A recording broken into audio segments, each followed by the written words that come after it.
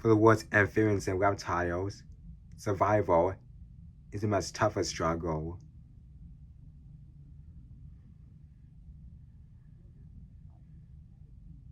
They seem primitive, but are suited to an earlier age.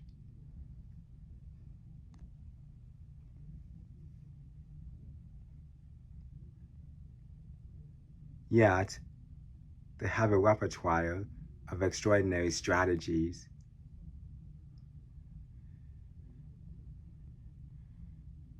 And so thrive in many parts of the planet.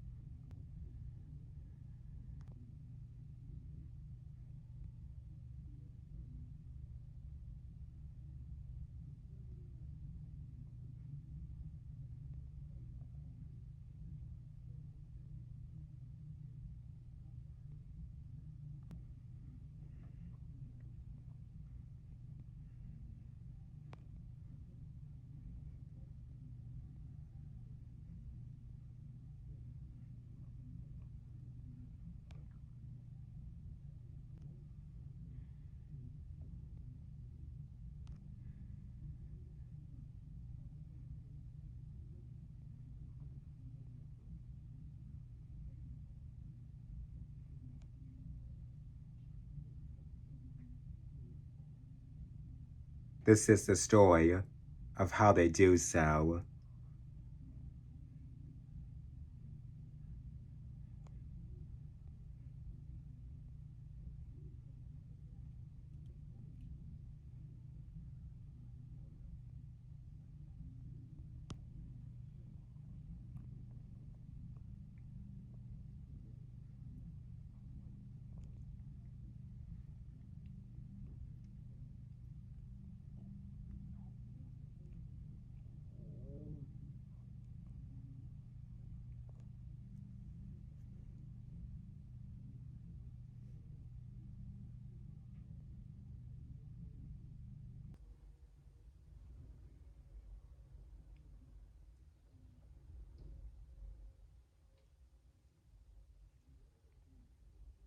South America,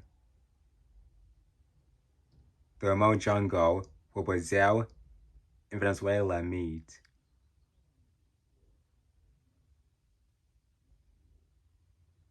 Sheer-sided mountains rise up from the jungle.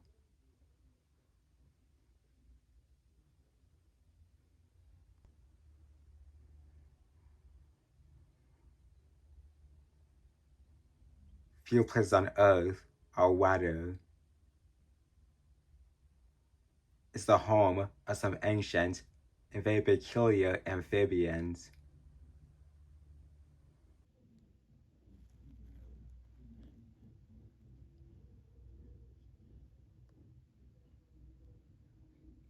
The waterfall toad is just 2.5 centimeters long, the size of a postage stamp. Its special gripping hands enable it to climb safely high in the treetops.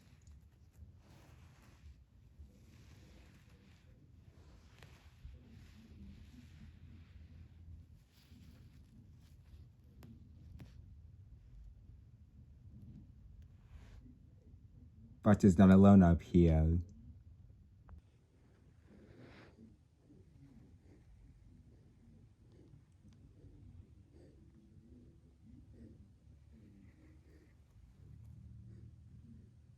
Most frogs and toads avoid predators by hopping out of danger. But this toad never evolved the ability to hop much more than a couple of centimeters. And that's nowhere near enough.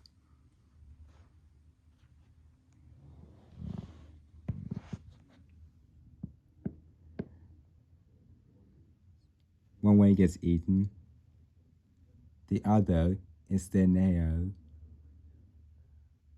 not much of a choice.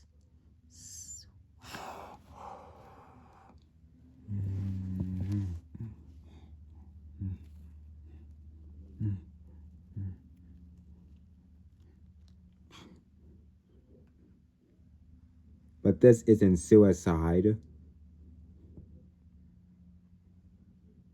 It's a deliberate strategy, and one that depends on the size and strength of those extraordinary hands.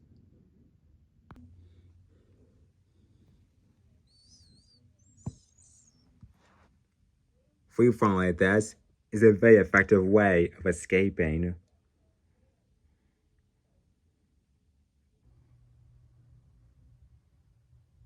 However, another toad on the same mountain has elaborated this strategy.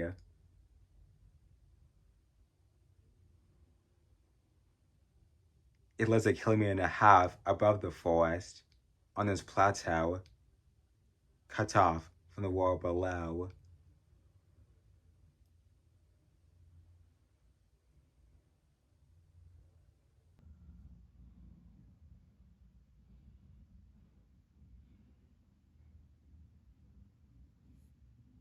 This is a pebble toad. It is also just 2.5 centimeters long.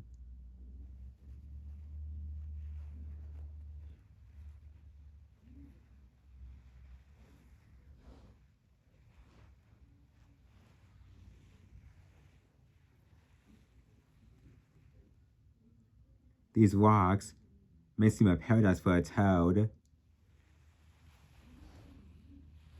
It's even wetter than the forest below, and there are no snakes.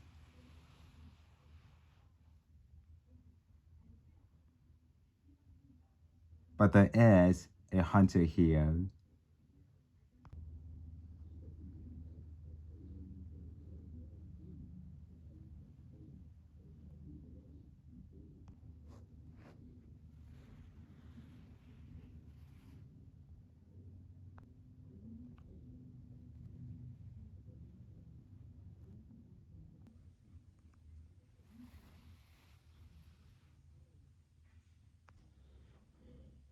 A toad-eating tarantula.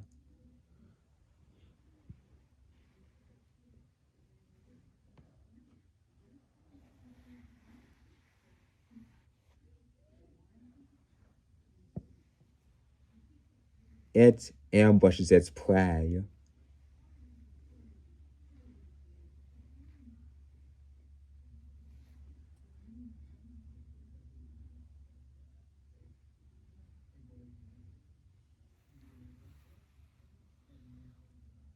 Like the waterfall toad, the pebble toad can hop,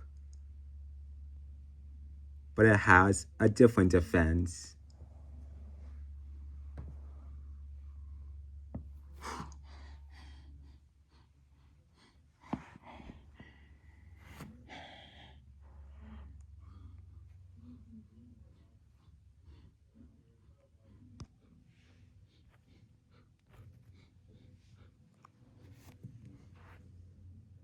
It tenses its muscles, becomes rigid, and turns itself into a rubber ball.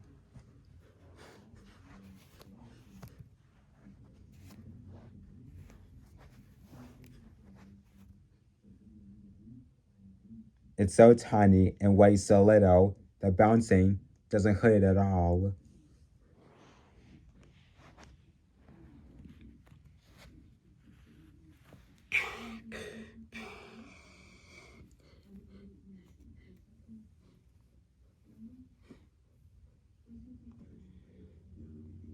Bizarre innovations like these are one of the reasons why amphibians and reptiles are still so successful.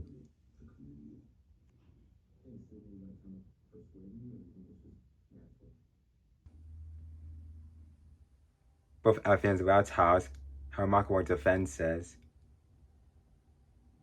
but they also have other strategies too, especially when hunting. Here in the Mara of Kenya, there's one remarkable predatory reptile.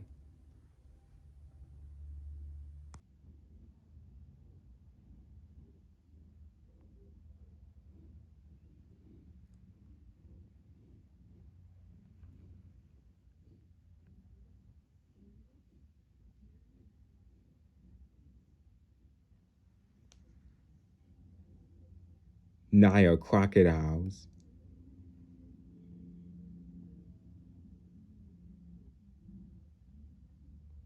The one lost on the banks of the watering hole in Kenya for one thing.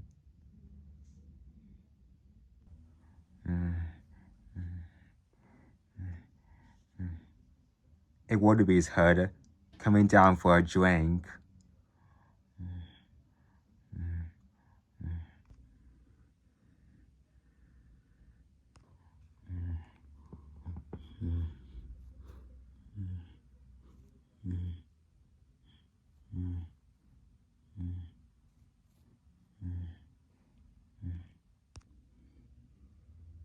Wildebeest are the crocodile's favorite prey, a meal they cannot resist.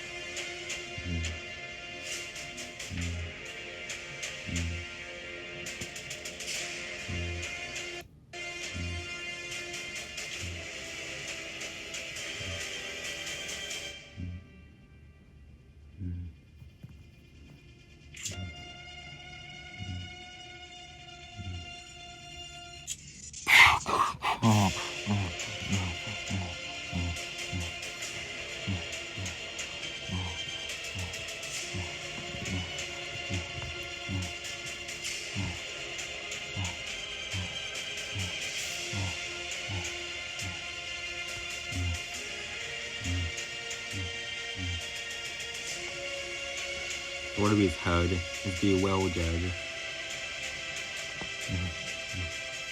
Some have never seen a crocodile before.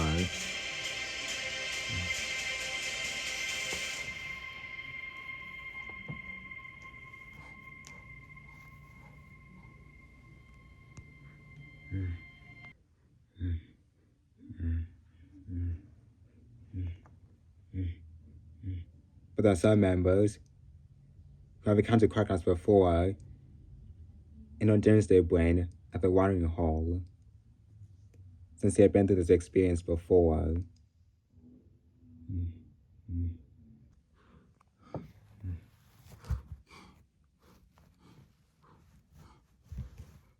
And that was just the first attack. 300 hungry crocodiles live in the Mara River.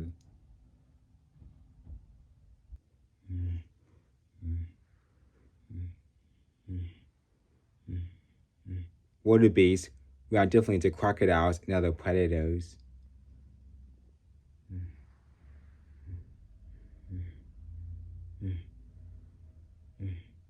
The adults seem unsure at just how much danger they're in.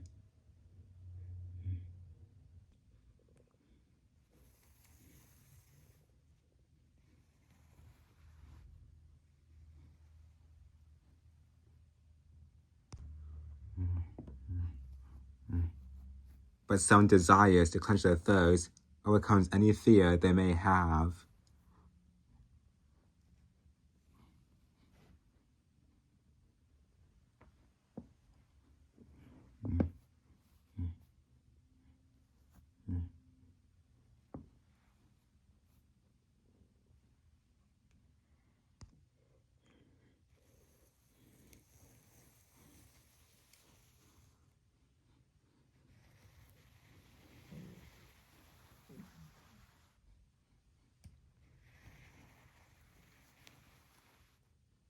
The crocodiles maneuver around them with surprising ease.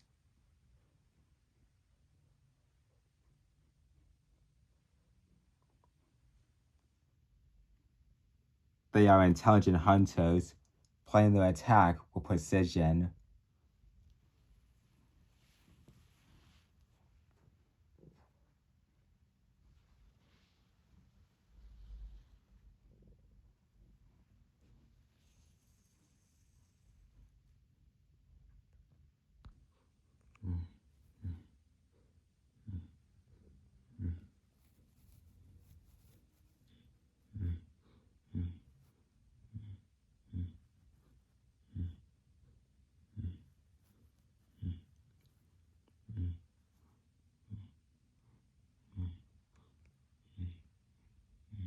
A strike can happen at any time.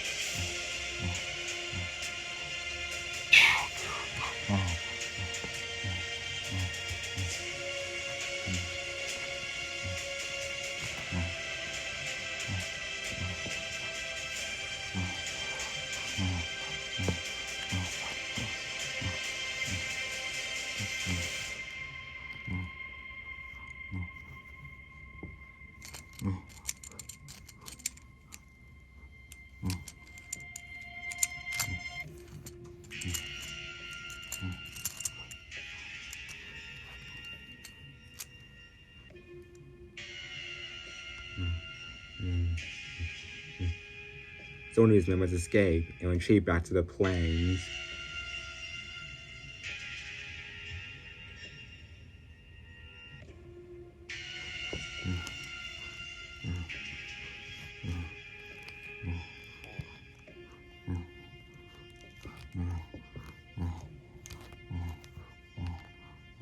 A single croc can take some time to overpower its victim.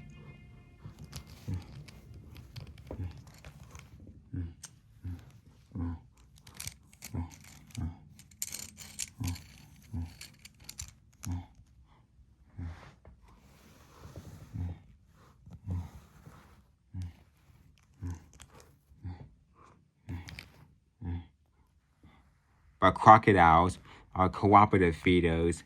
They work together.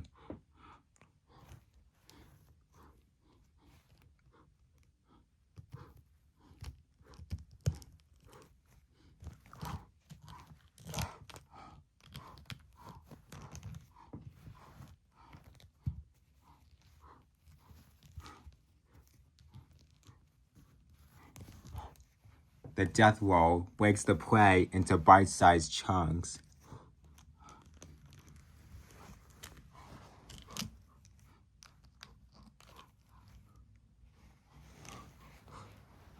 But aggression can spill over.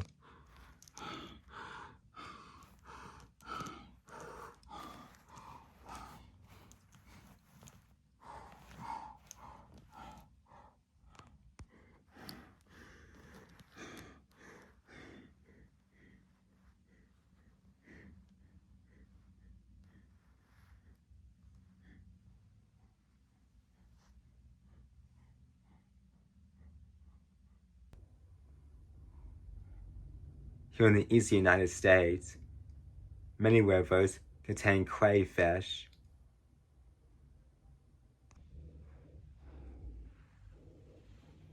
Like crabs, they have a hard protective shell, and they have powerful pincers as well.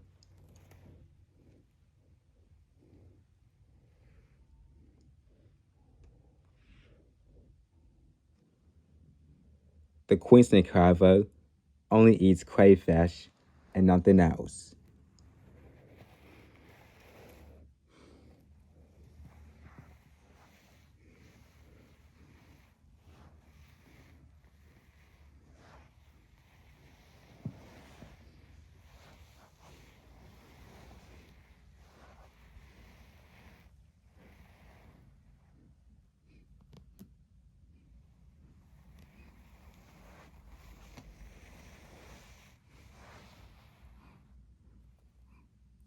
But not just any crayfish. She is very selective.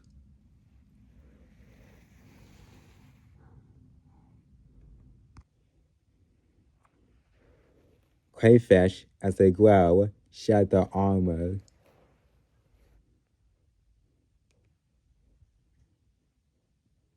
Every 3 to 4 weeks, a split appears across the back of its shell.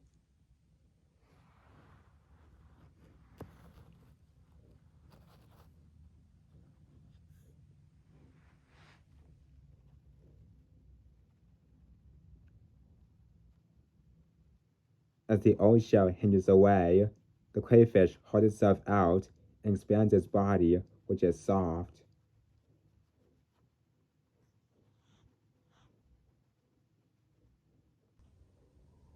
It's now that the snake has its chance.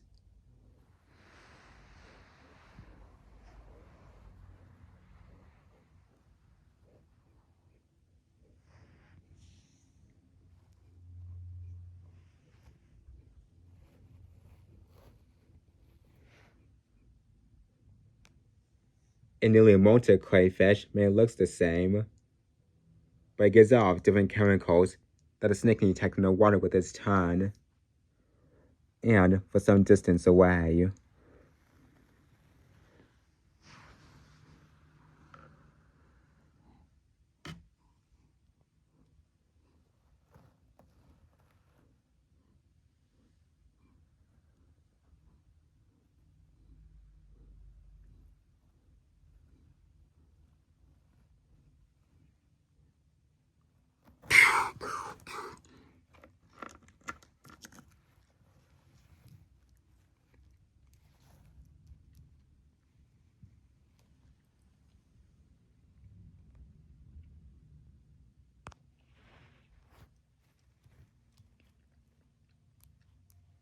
It can swallow this crayfish because since it's newly molted, it's as soft as a boiled egg.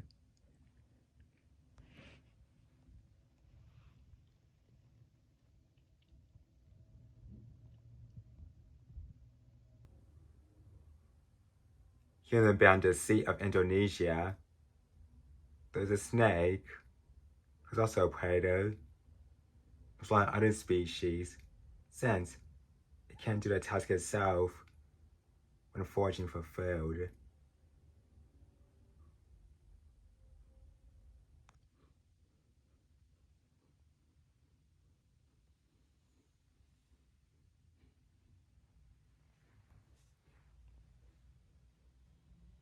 Bandar sea crates are on the prowl.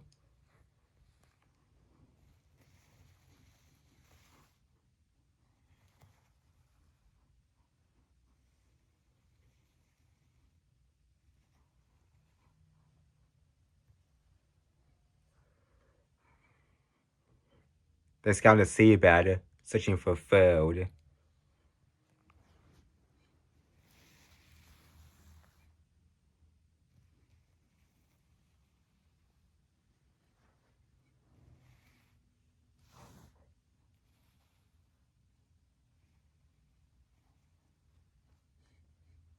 Flicking their tongues helps them smell the prey.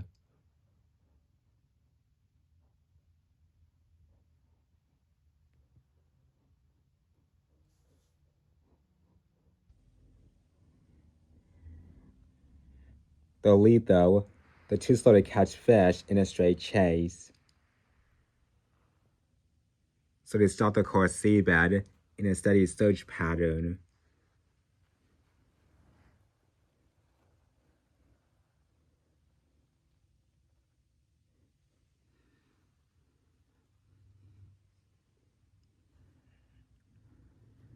They comb every nook and cranny of the coral for unsuspecting fish.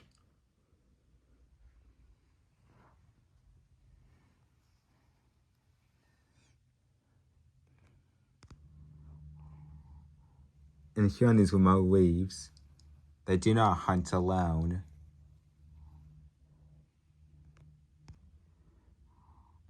Giant trevally.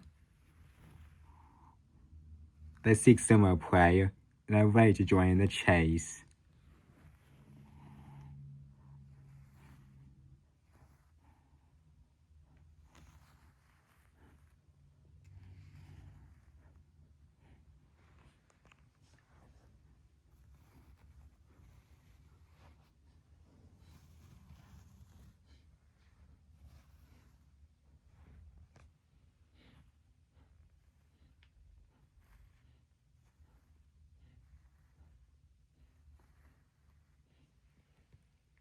And so, a hunting party is formed.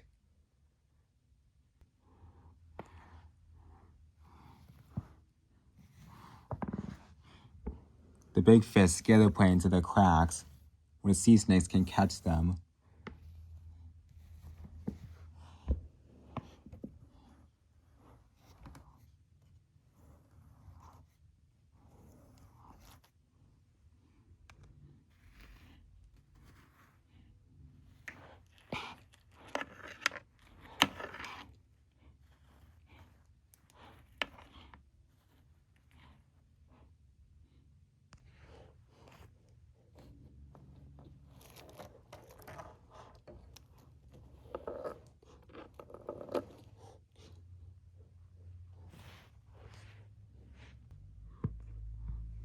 Anything that scares the snakes swims straight into the mouths of the fish.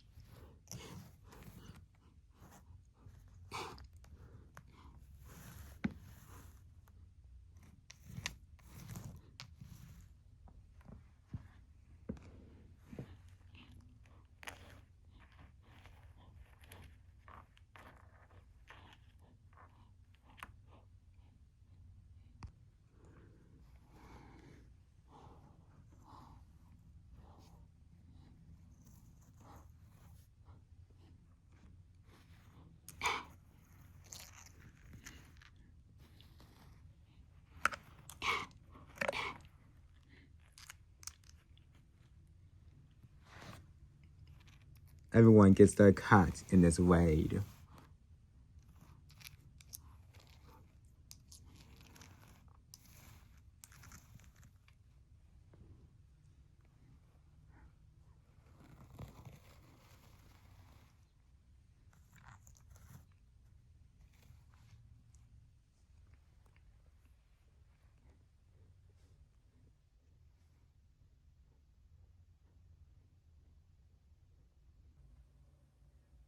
Of all the reptiles in the world, there's one that has the most amazing strategy to catching food.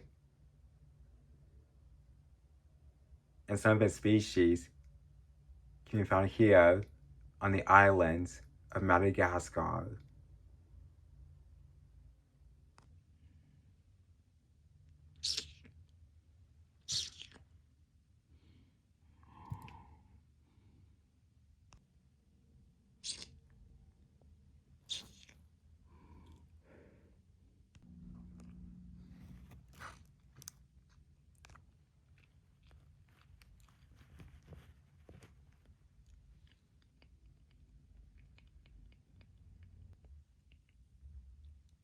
A panther chameleon. Every part of his body has been specialized for a life of stealth among the branches.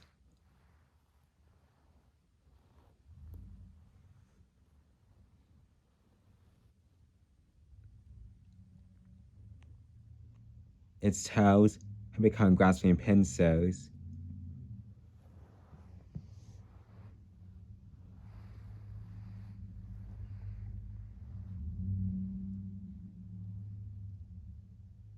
Its eyes rotate so it can see in all directions.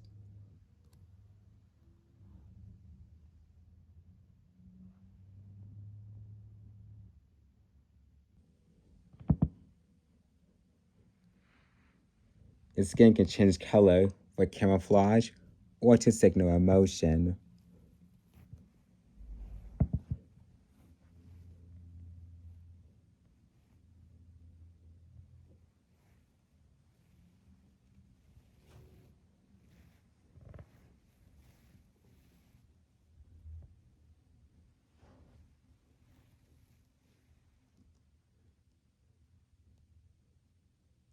The chameleon body is well concealed for predator and prey, so they can launch a surprise attack.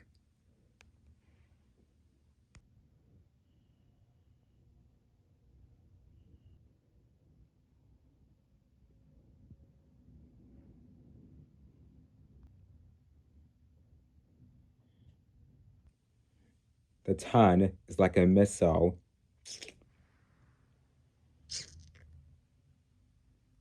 aimed at its prey's head to neutralize its defenses.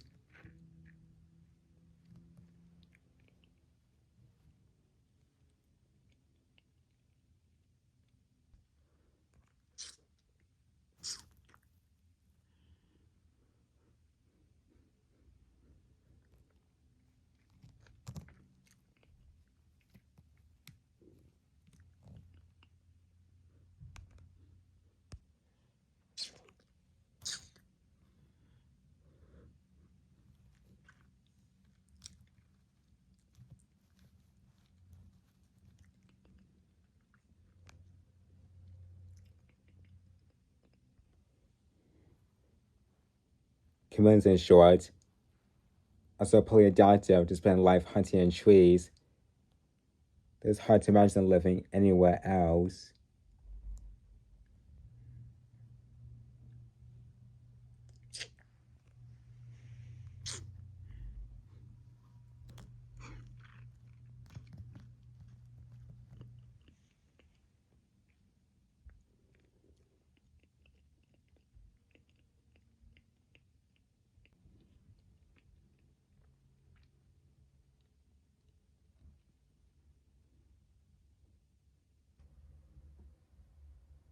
But for most reptiles, it isn't just about getting food, it's about battling against the elements, especially when you're in a harsh environment like the Atacama Desert.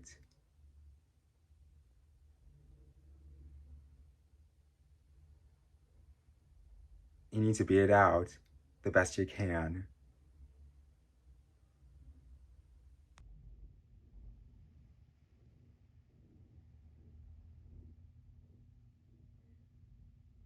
For a Fabian lizard, there's a secret to surviving in this world.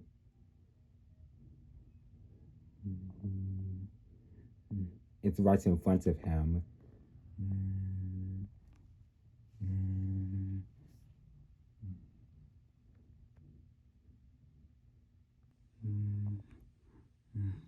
Brine flies. Salt specialist.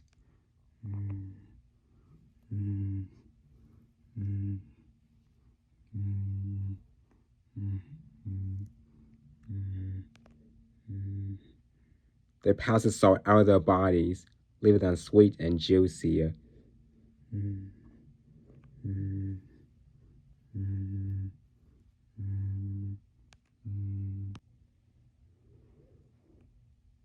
All the lizard needs to do is catch them.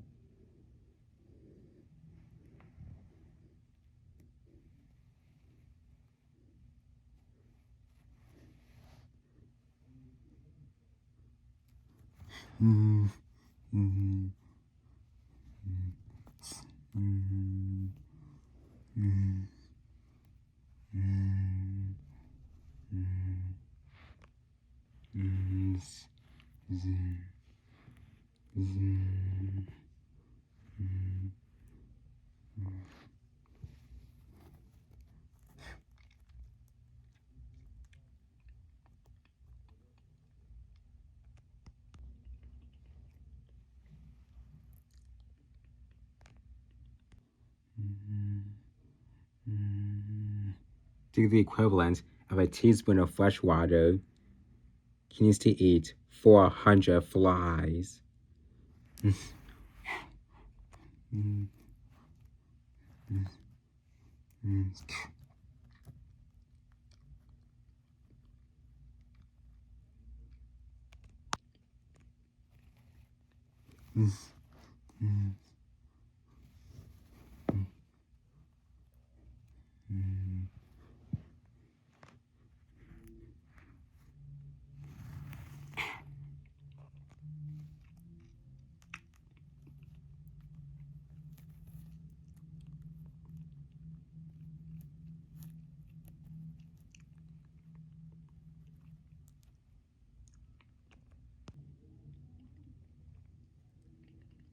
This Floridan shoreline is a paradise.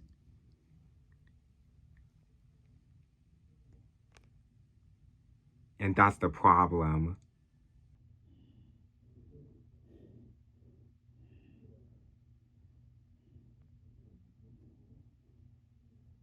There's a new guy in town.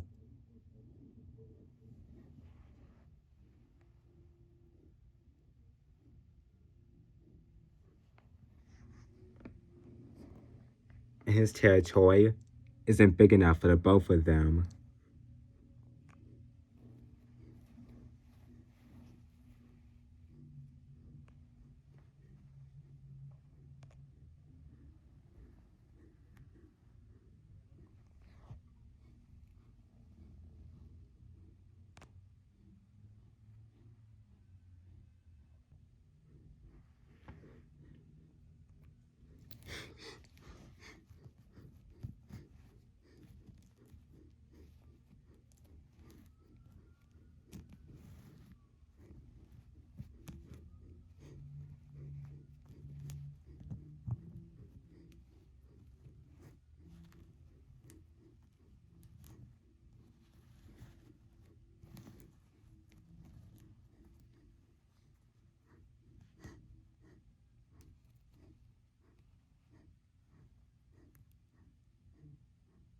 The defender puffs himself up.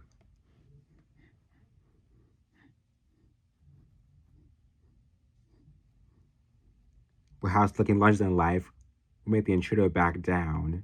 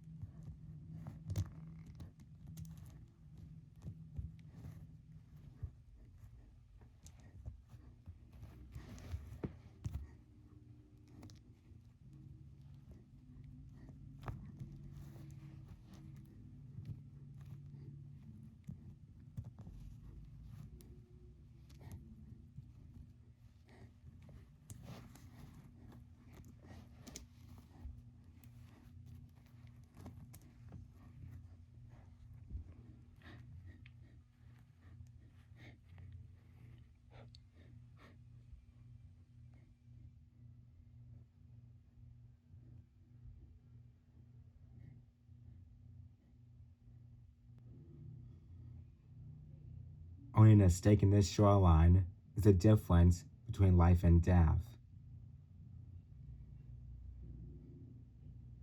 Bad news for the intruder.